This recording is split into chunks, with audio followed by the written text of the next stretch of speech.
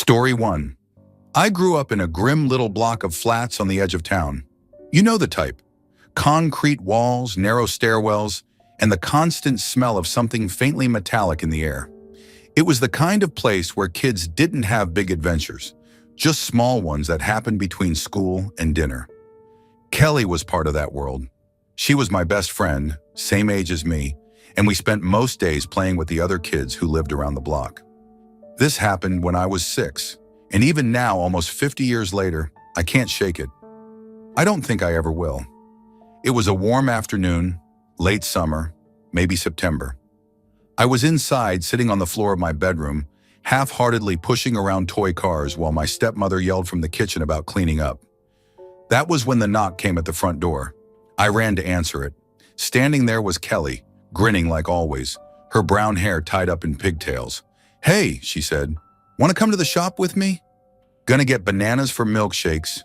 Before I could answer, my stepmother's voice shot down the stairs. "You're not going anywhere until your room's clean. You hear me?" Kelly shrugged like it was no big deal.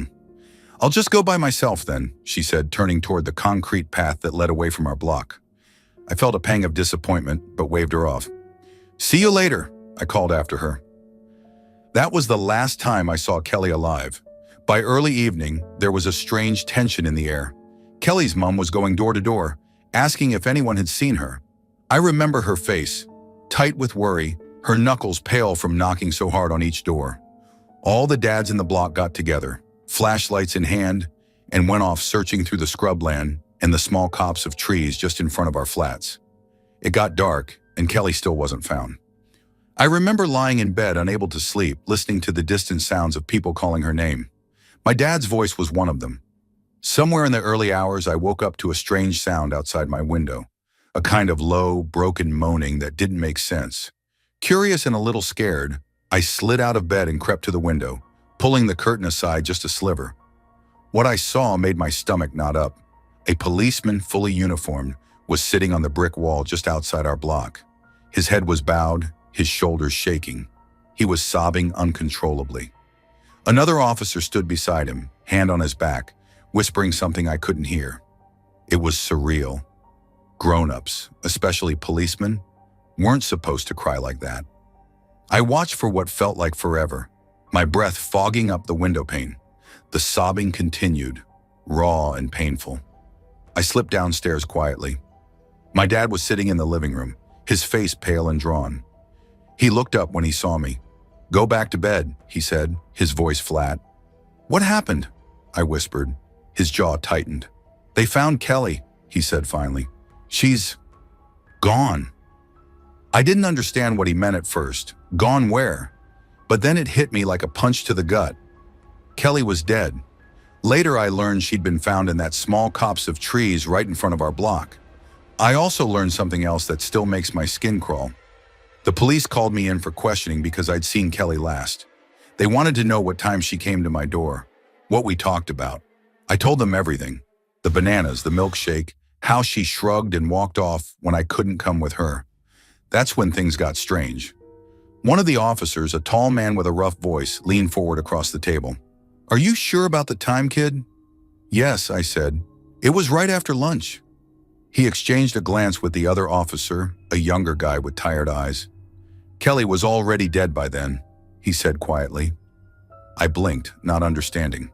"She was killed early in the morning, hours before you say you saw her." I shook my head. "No, that's not right. She knocked on my door. I saw her. We talked." The corner shop owner backed up the police's story. He swore up and down that Kelly had never come in to buy bananas that day. The police didn't outright call me a liar, but I could tell they thought I was confused. Or maybe my stepmother was lying about hearing the knock. But I knew what I saw. I know what I saw. Kelly was there, clear as day, smiling and talking to me just like always. Except she couldn't have been. I don't know what I saw. Maybe it was a ghost. Maybe it was something else entirely. But one thing's for sure. Whatever knocked on my door that day, it wasn't Kelly. Not really. Story 2. I don't know what I believe anymore. I wouldn't say I'm an atheist. Wasn't ever really one to label myself like that. But I've always been a skeptical kind of person. Stuff like spirits, tarot cards, and signs from the beyond just never made sense to me. My wife, though, different story entirely. She was into that stuff, not in a crazy way, just curious, I guess. She liked the macabre, had this collection of weird odds and ends she thought were cool, old keys, bones she found in the woods, and yeah, a deck of tarot cards. I hadn't seen that deck in years. Honestly, I'd forgotten all about it until a couple of days ago. My wife passed away 9 days ago. Cancer. She went faster than anyone expected, which made it worse somehow. I thought I had more time to say the things you don't realize you should have said. But life doesn't wait, does it? The house has felt hollow since she's been gone. I live just outside town, surrounded by woods. A small place, quiet. It's the kind of house where you hear every little creak and shift when you're alone at night. I'd gotten used to it over the years, but since she's been gone, it's different. Louder somehow. Or maybe I just notice it more.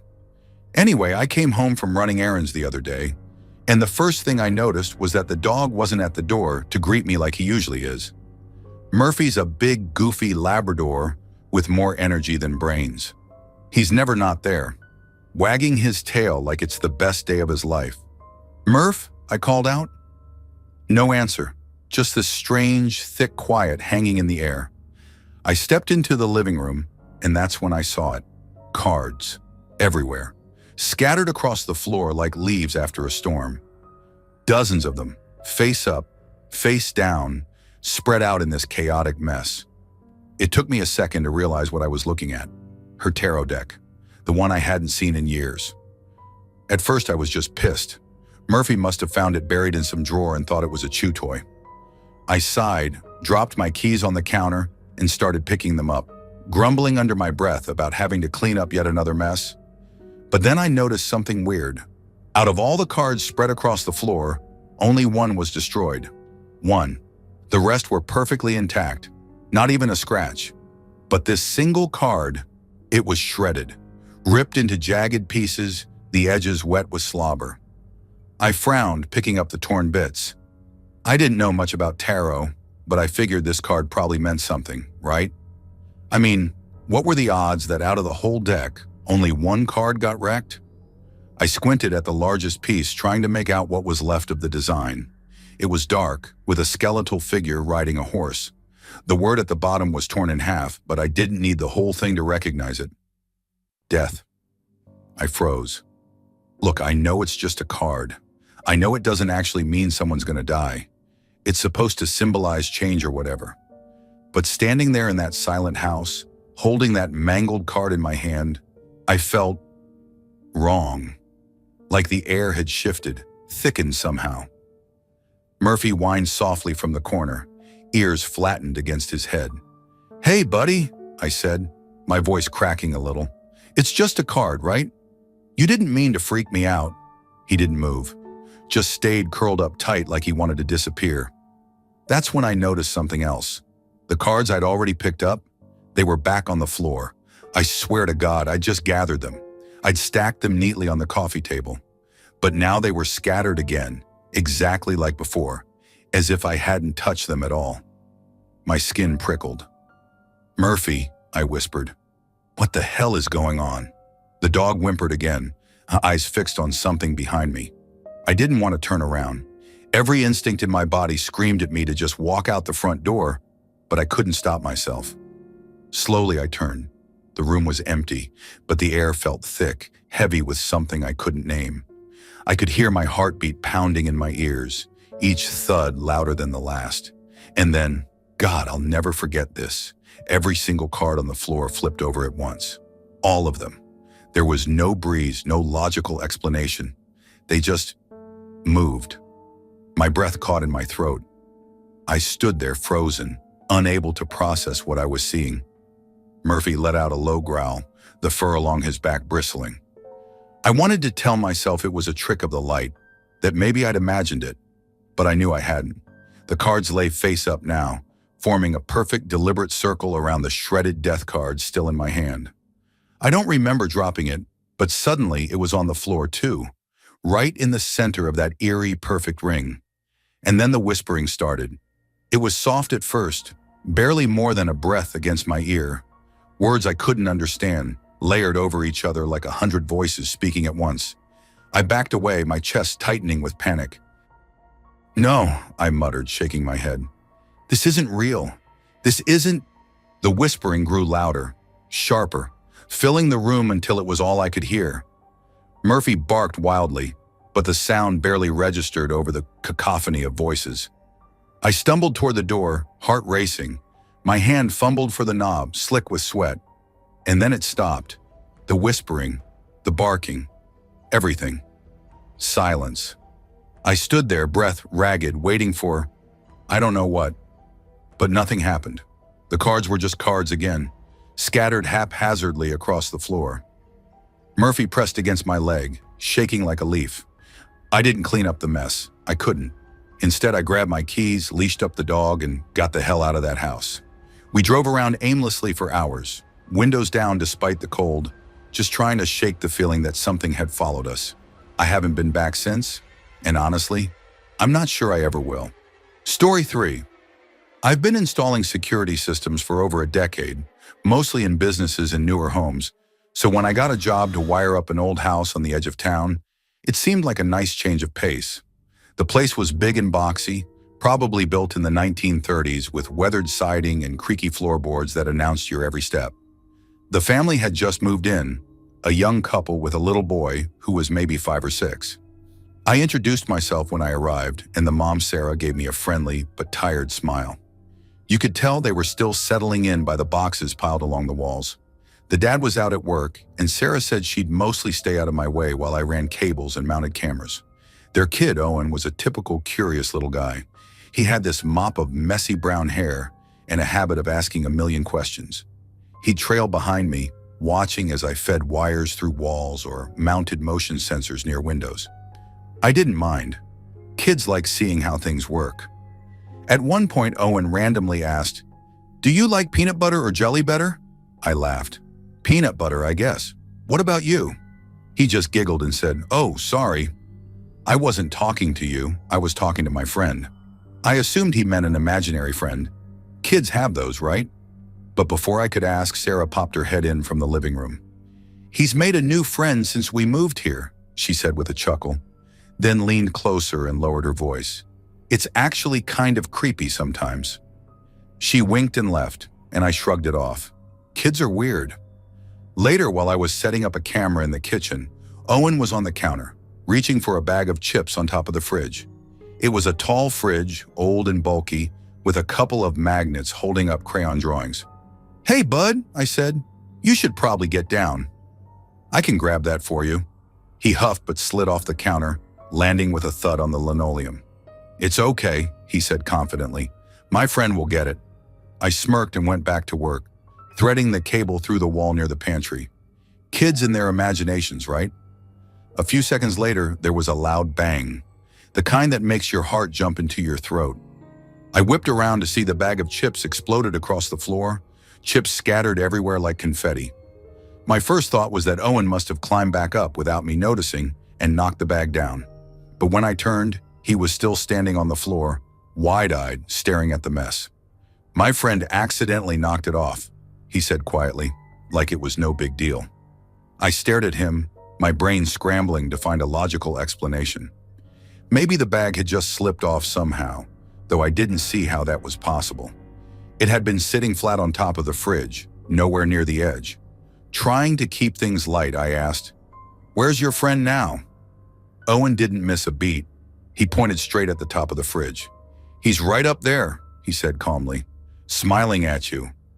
I swear every hair on my body stood on end. The room felt colder, heavier somehow, like the air itself was pressing down on me. My mouth went dry. There was nothing on top of the fridge but an old cereal box and a couple of dusty mason jars. But the way Owen said it, so matter-of-fact, like he wasn't making it up, sent a chill right through me. I forced myself to look back at him. "What does your friend look like?" He tilted his head, thinking. "He's got dark eyes, and his mouth is really big." I swallowed hard. Okay." Owen just smiled like this was all perfectly normal and went about picking up the chips from the floor. Meanwhile, I stood there, heart racing, trying to shake off the unsettling feeling crawling up my spine. I finished up the job as fast as I could after that, keeping one eye on the fridge the whole time. Every creak of the old house made me jump, and I couldn't get out of there fast enough. When I handed Sarah the paperwork to sign, she asked if everything had gone smoothly. Yeah, I lied. No problems. I didn't mention the Chips or Owen's friend. What was I supposed to say? That her kid might be talking to something that wasn't there?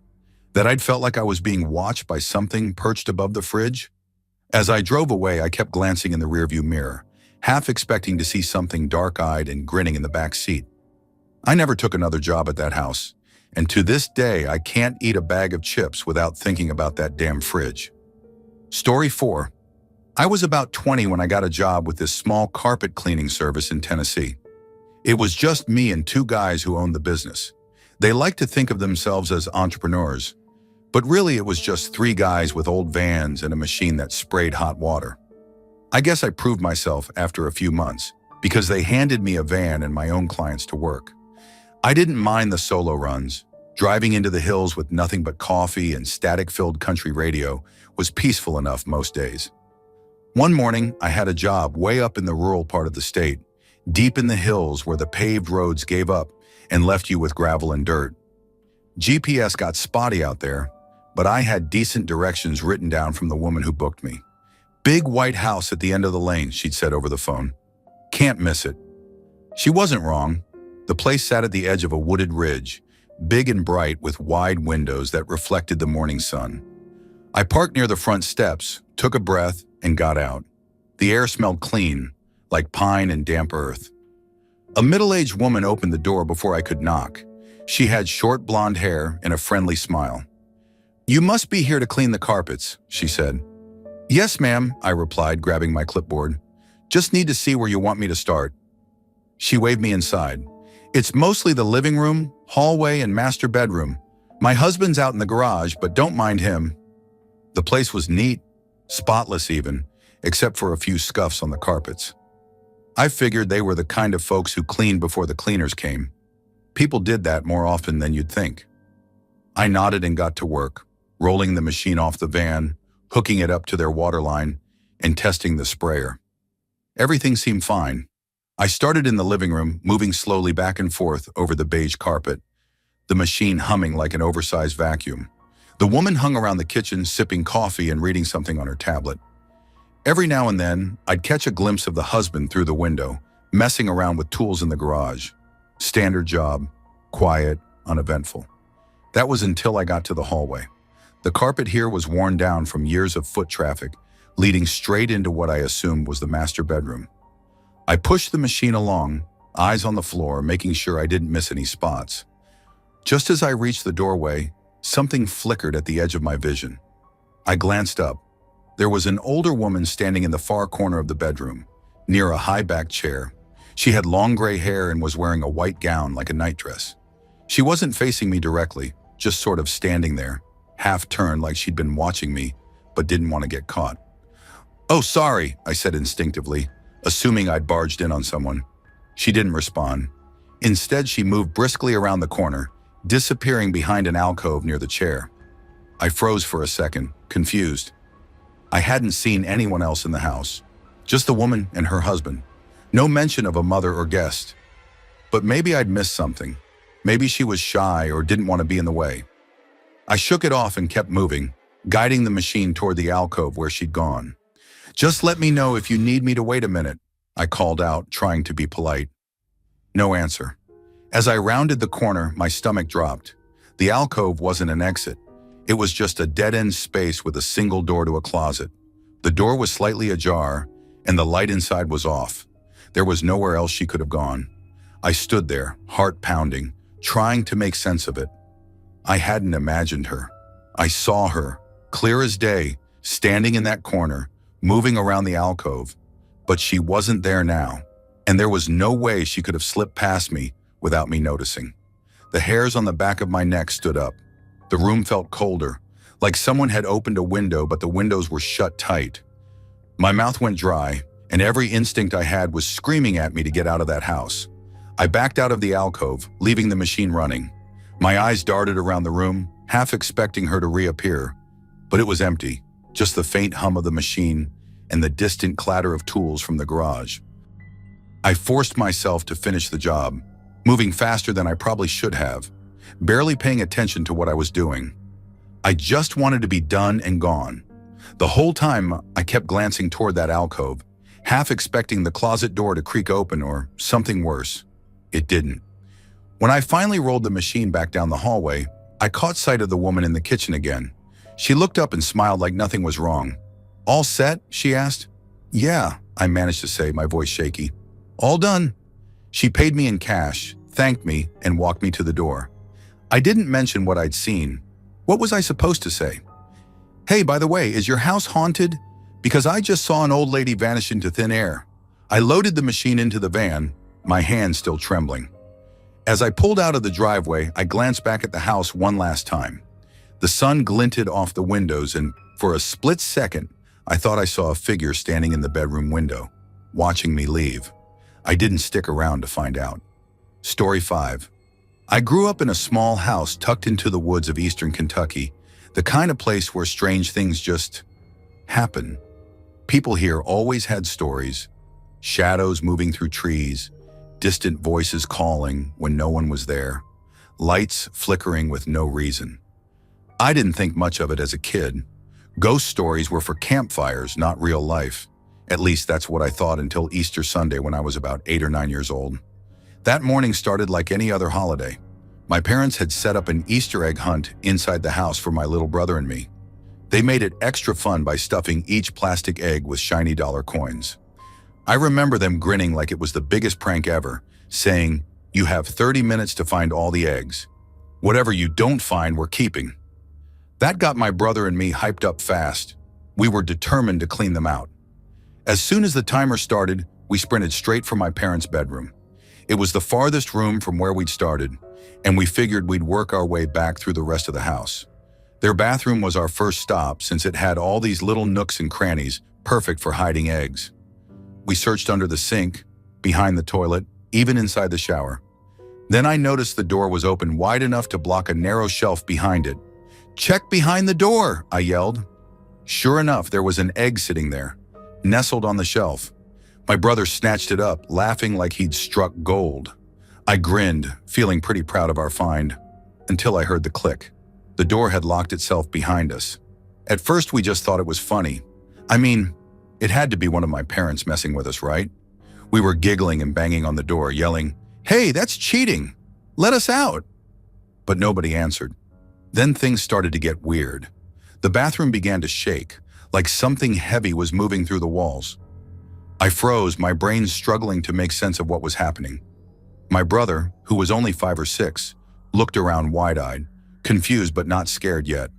The blinds over the window rattled violently, slamming against the glass.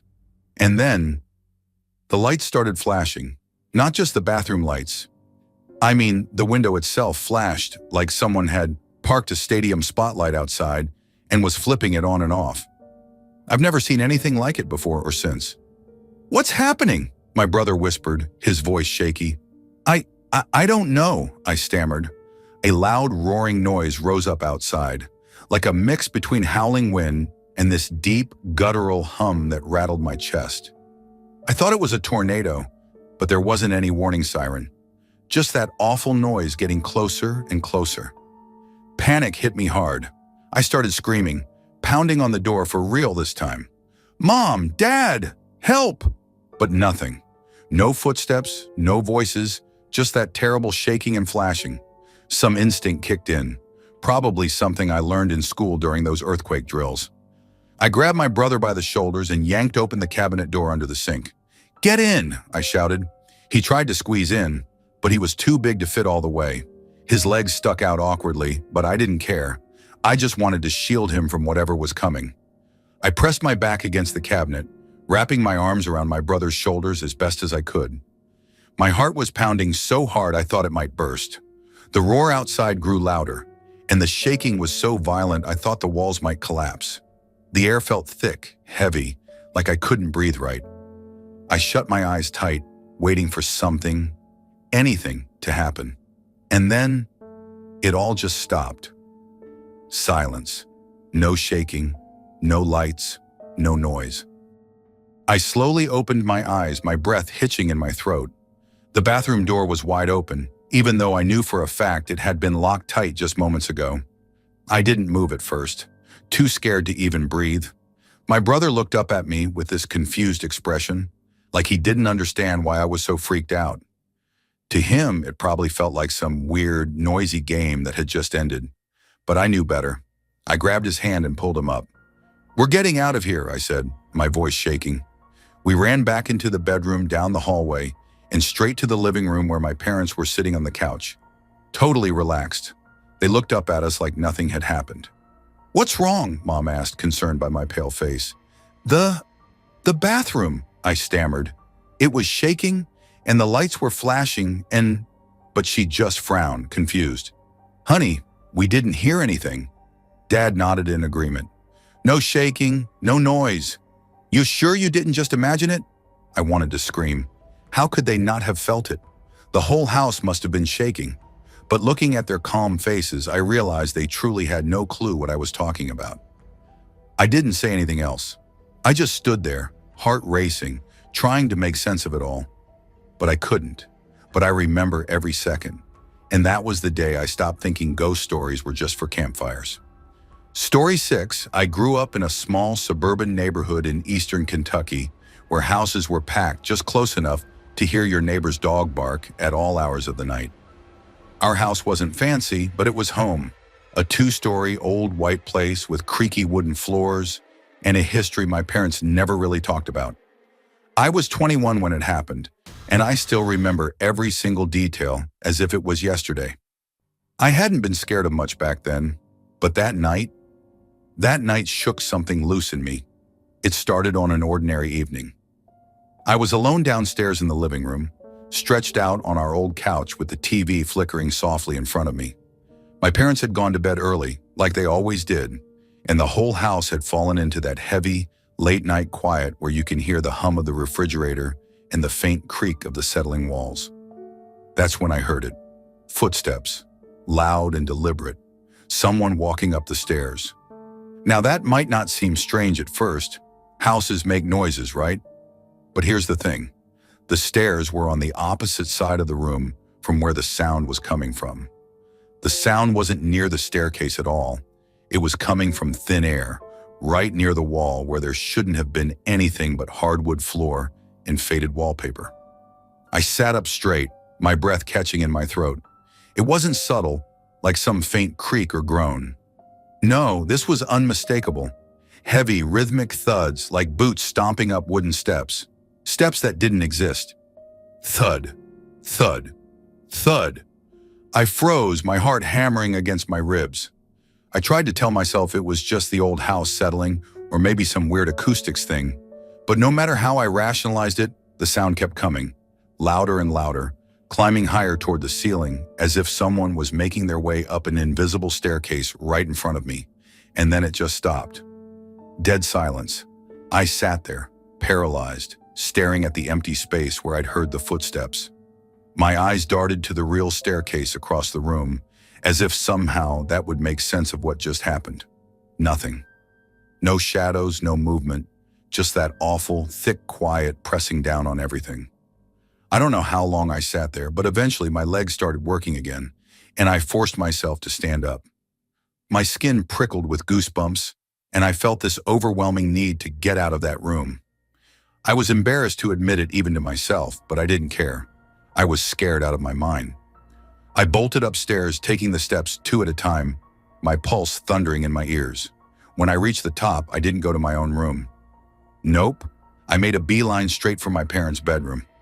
I didn't knock, didn't say a word, just opened the door and flopped down on the carpet like a kid terrified of the dark. My parents were dead asleep, and I wasn't about to wake them.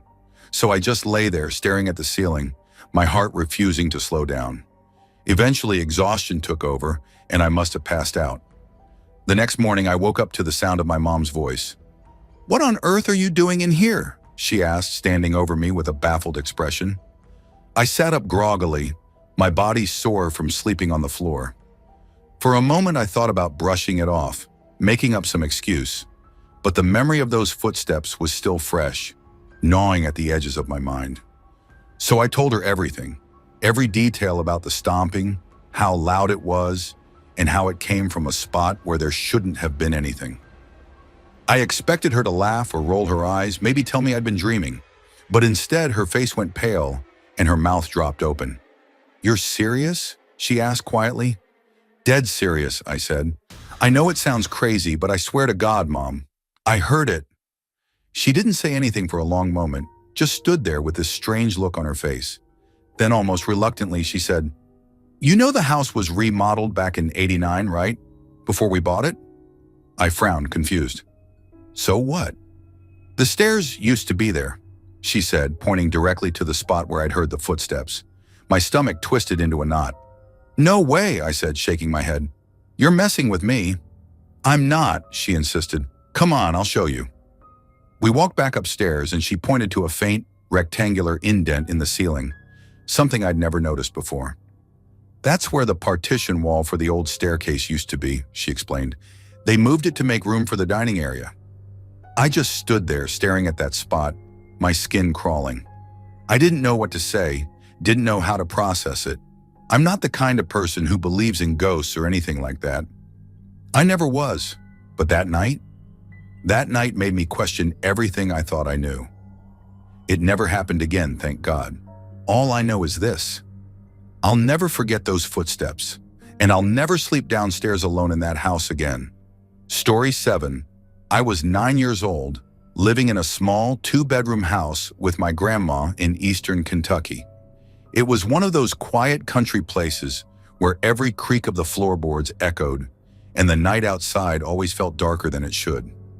My room was pretty simple: a twin bed, a hand-me-down dresser, and a wall covered in decorations I made myself. I used to tape up paper chains, cutting colorful pieces of construction paper into loops and linking them together like I was decorating for some imaginary holiday.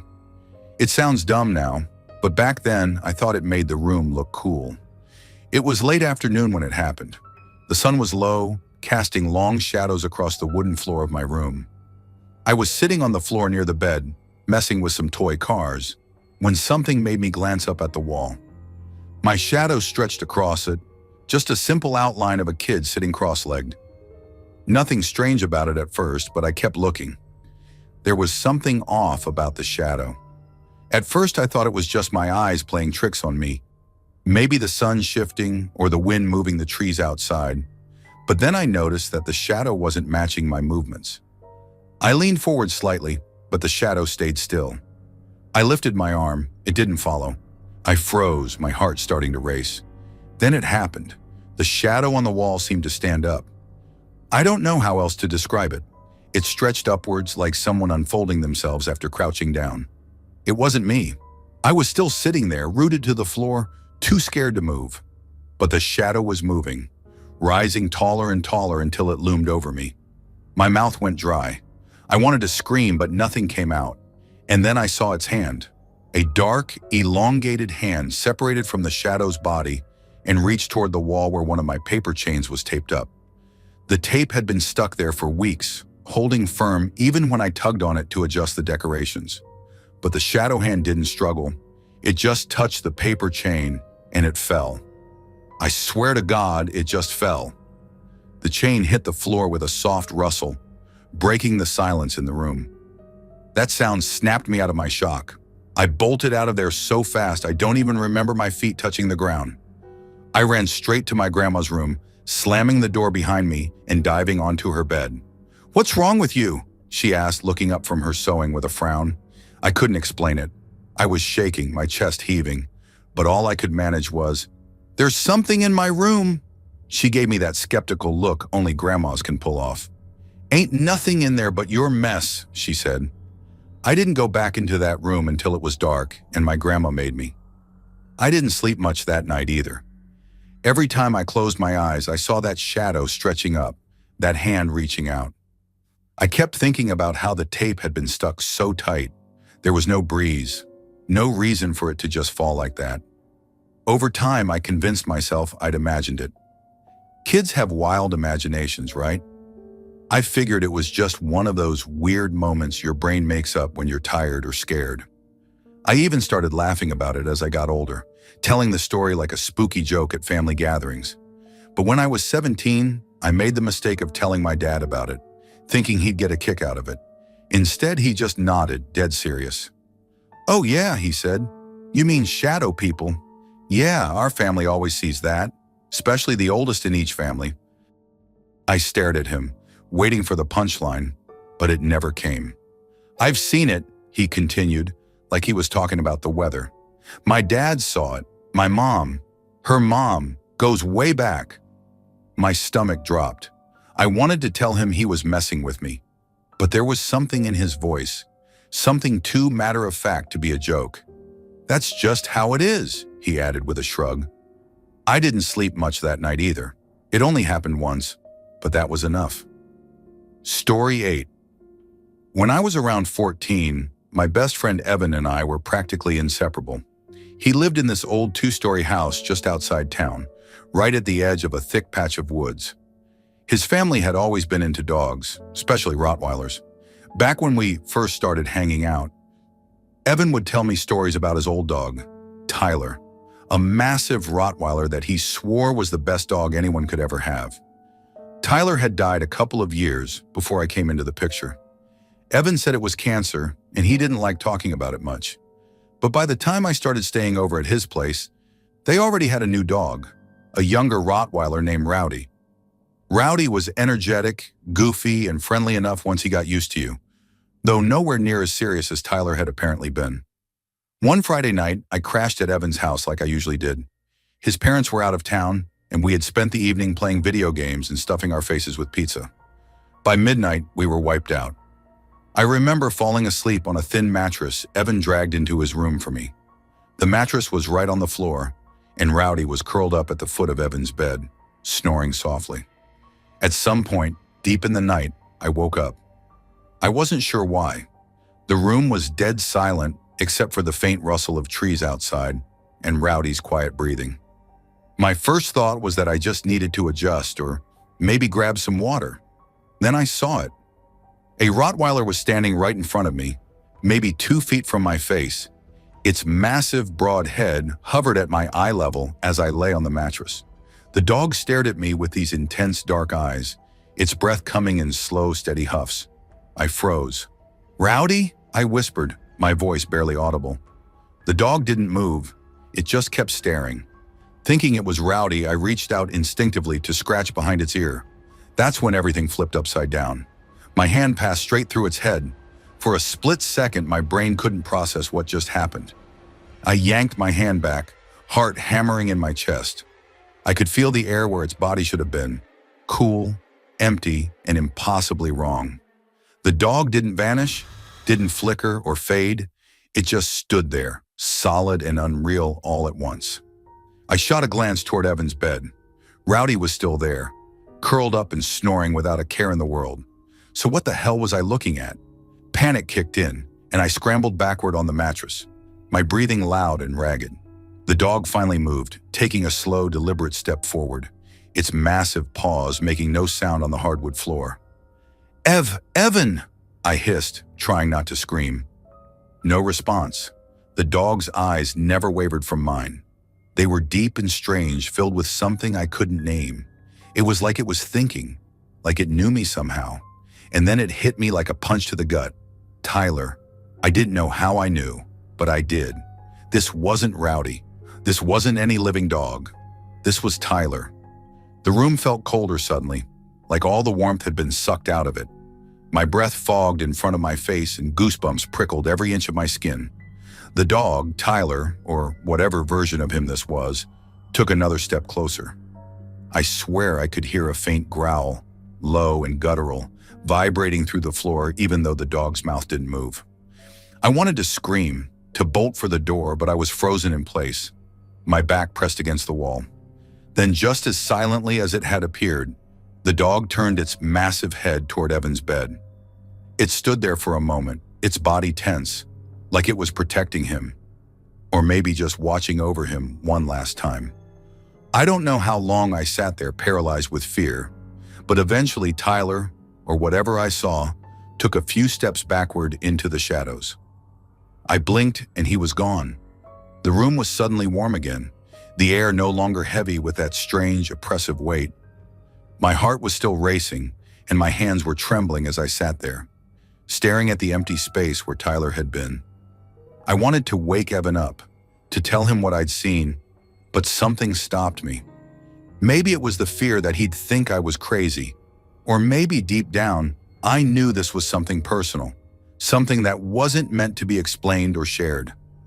The rest of the night passed in a blur. I didn't sleep. Every creak of the house made me jump.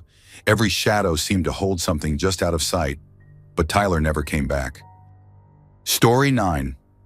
I've never been one to believe in ghosts, never saw a reason to.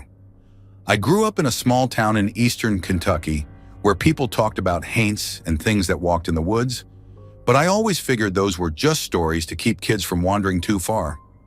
I'm a practical guy, worked hard all my life, kept my head down, and didn't give much thought to things I couldn't explain. Until that night. It was late, maybe close to midnight. I just pulled a double shift at the plant and my brain was fogged up from exhaustion.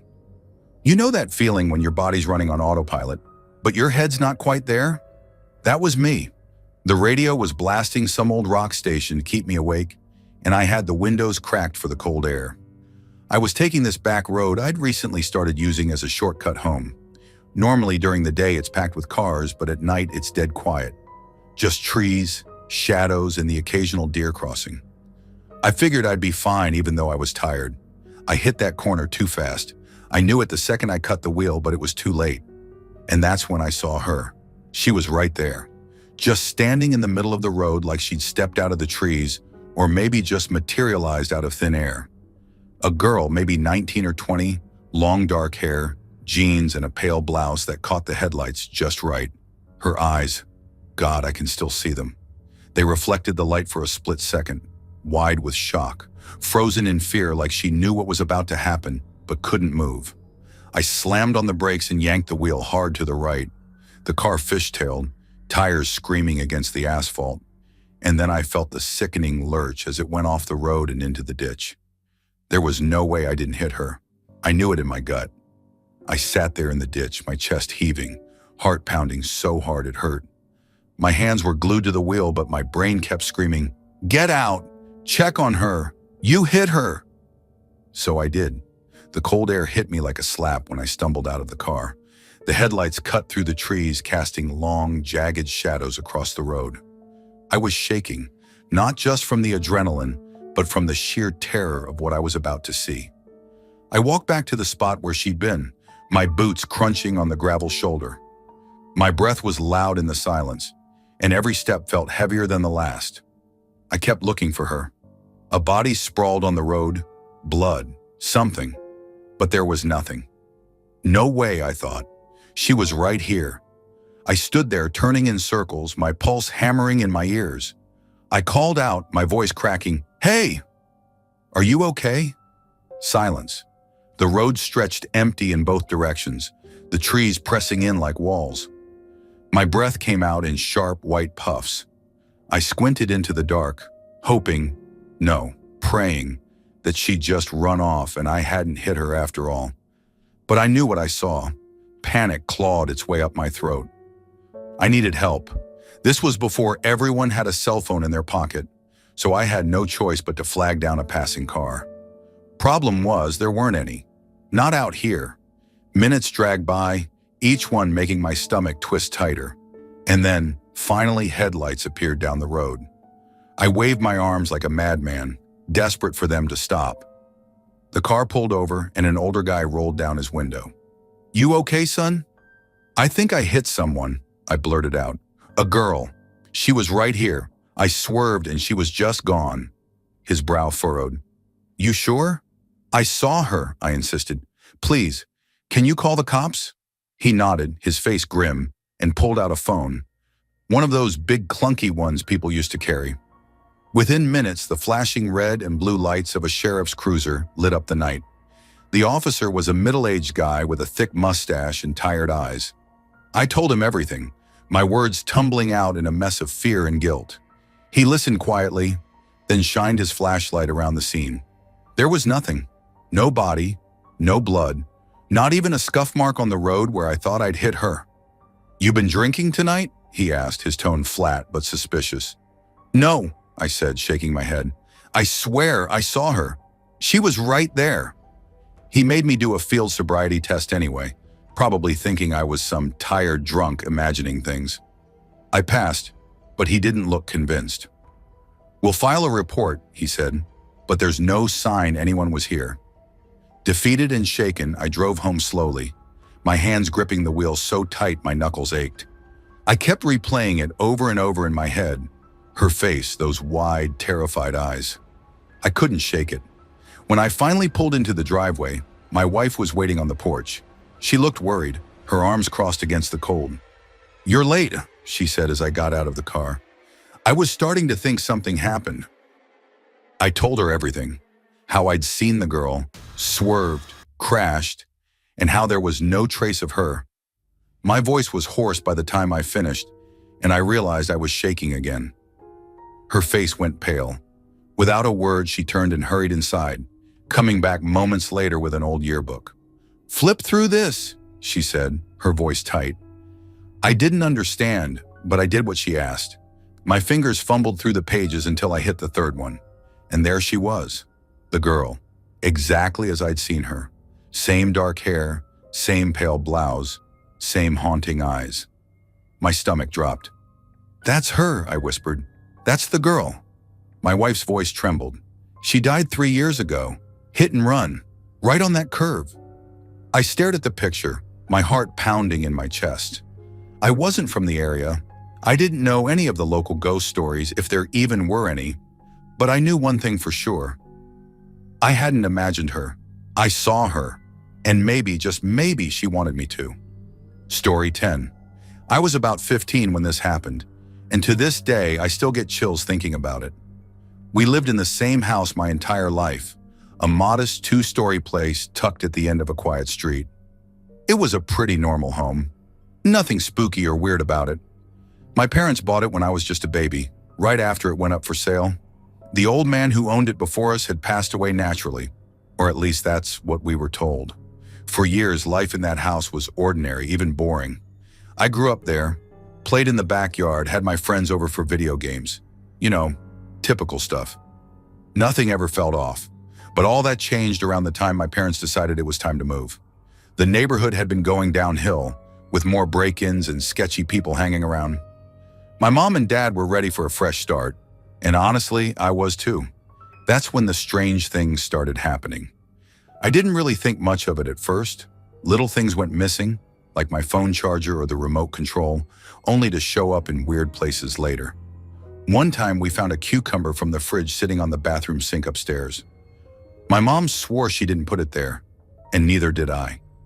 We laughed it off, saying maybe my little brother was playing a prank, but he swore he wasn't. Then came the rock. It was a smooth, black stone, about the size of my fist. I found it sitting right in the middle of my bed one afternoon when I came home from school. No one in my family had any idea where it came from. My dad said maybe it got tracked in from outside, but that made no sense. The rock was clean, no dirt or anything, and my bed was made before I left that morning. I tried to brush it off, telling myself it was just one of those weird random things. But the last thing that happened, that was something I can't explain, and it's haunted me ever since. It was early morning, maybe around 5:30 a.m. I was still in bed, half asleep, when I felt it. A hand, not just a brush or a light touch. This was a firm, deliberate grasp right on my inner thigh. The kind of grip you can't mistake for anything else. My whole body went stiff, frozen in place. For a split second, I thought maybe it was a dream, but then I realized I was fully awake. My heart racing so hard it felt like it was about to burst out of my chest. I shot up in bed, gasping for breath, and whipped my head around. The room was empty. No one was there. The door to my room was shut, just like it had been when I went to sleep. I was alone in the house. My parents had gone to work early that morning, and my brother was staying at a friend's place. I knew that for a fact, but that grip, it was real. I could still feel the pressure on my skin, like the imprint of fingers that weren't supposed to be there. I looked down at my leg, half expecting to see bruises, but there was nothing. I sat there in bed, breathing hard, trying to make sense of what just happened. My mind raced through every possible explanation. Maybe it was muscle cramps? Number, that wasn't it. Maybe I was dreaming and just didn't realize it? But I knew I wasn't. It was a hand that shouldn't have been there.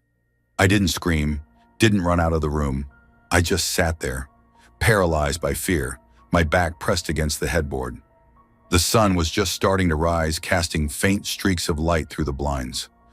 I wanted to tell myself that daylight would make everything better, that whatever had just happened was over. But it wasn't just over.